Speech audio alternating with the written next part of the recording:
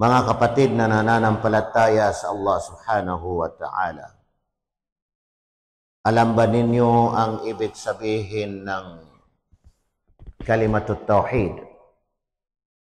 Naala-ala pa ba natin ang kahulugan ng kalimatut tauhid?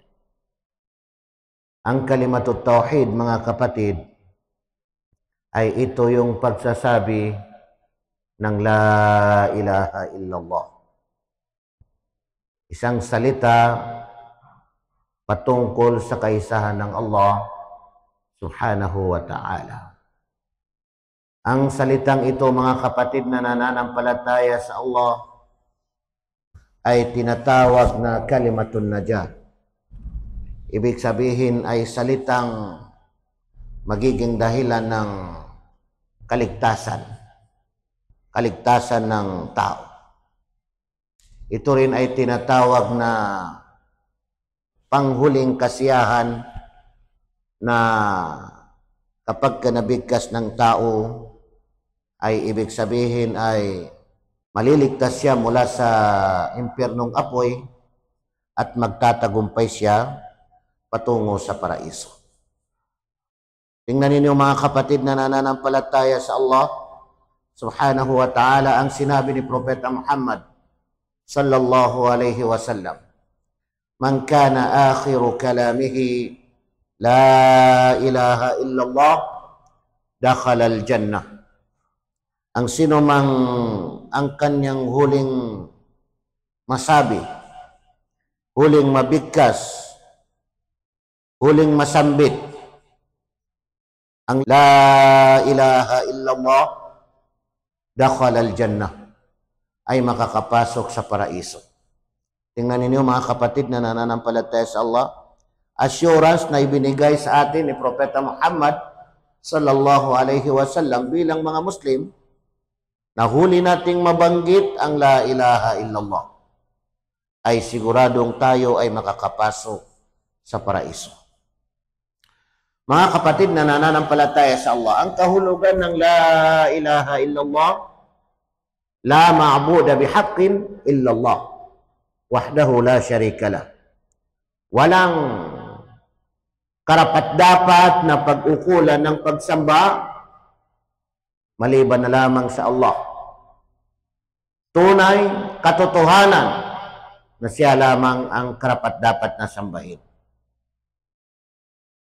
Wahdahu la syarika lah, nag-iisa lamang siya at walang katambal.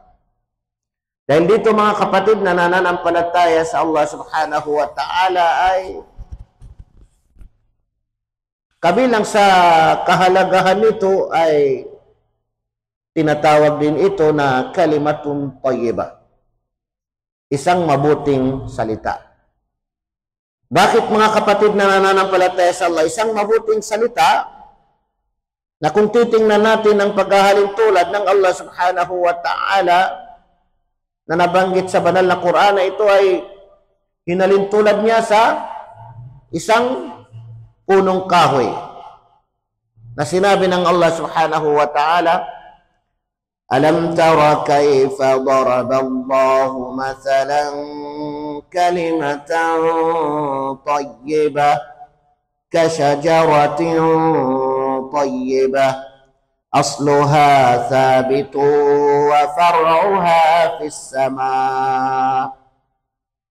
Hindi mo ba nakikita, sabi ng Allah subhanahu wa ta'ala, alam tara kayfa daraba Allahu mathalan, kung papaano hinalintulad o gumawa ang Allah subhanahu wa ta'ala ng paghahalintulad, kalimatan tayyibah, ng mabuting salita. Itong kalimatan tayyibah, kasyajaratin tayyibah, na hinalintulad ng Allah na parang punong kahoy, mainam o mabuting punong kahoy. Itong kalimatan tayyibah ay ito yung sinasabi na la ilaha illallah. Kasi wala nang mabuting salita, ang pinakamabuting salita, at ito rin ang pinakamainam na pag-alala sa Allah, ay ang pagsabi ng la ilaha illallah. Dahil dito ay hinalintulad ng Allah subhanahu wa ta'ala sa parang punong kahoy. Ang punong kahoy, pag tiningnan natin sa tafsir ay punong palmera. Yung pinagkukunan ng dates. Pag tiningnan mo ay napakaganda. Anong sinabi ng Allah subhanahu wa ta'ala? Asluha sabitun wa far'uha fis sama. Na ang pinagmulan nito,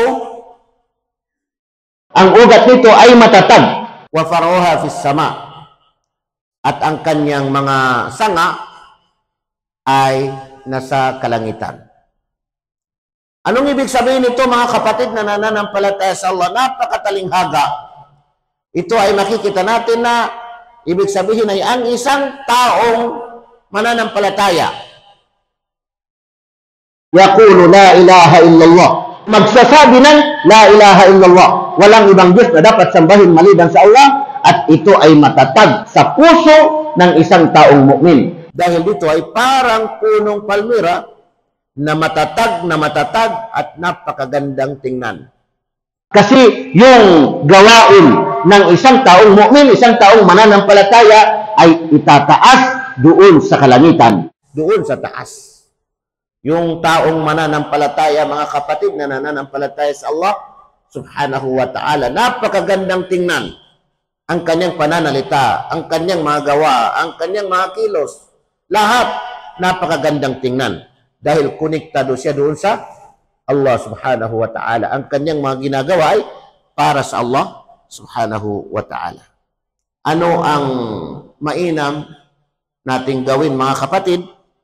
Ang mainam nating gawin ay lagi nating bigkasin ang la ilaha illallah. Itong kalimatut tauhid. La ilaha illallah. Lagi natin itong bibigkasin. Lalong-lalo na sa huling mga gawain natin. O kaya ayaw mo nang magsalita, gusto mo nang magtahimik, yung nagsasalita ka pero gusto mo nang magtahimik, lagi natin itong gawin sa ating sarili, nabibigkasin natin ang la ilaha illallah. Kasi hindi natin alam, mga kapatid. Kaya lagi tayong handa at pinaghahandaan natin na lagi nating mabibigkas at lagi nating mababangkit sa pinakahuling yugto ng buhay natin ang kalimatut tauhid, ang la ilaha illallah. Pag huminto na tayo sa pananalita, sasabihin natin ito sa ating sarili, la ilaha illallah. Magpapahinga na tayo, ay sasabihin natin sa ating sarili ang la ilaha illallah. Lagi natin ito sisikapin na ito ang pinakahuling mabigkas natin, ang la ilaha illallah, dahil assurance na ibinigay ni Propeta Muhammad sallallahu alaihi wasallam na tayo ay makakapasok sa paraiso kapag ang huling mabigkas natin ang kalimatut tauhid, ang la ilaha illallah. Aqulu qawli hadha wastaghfirullah li wa lakum.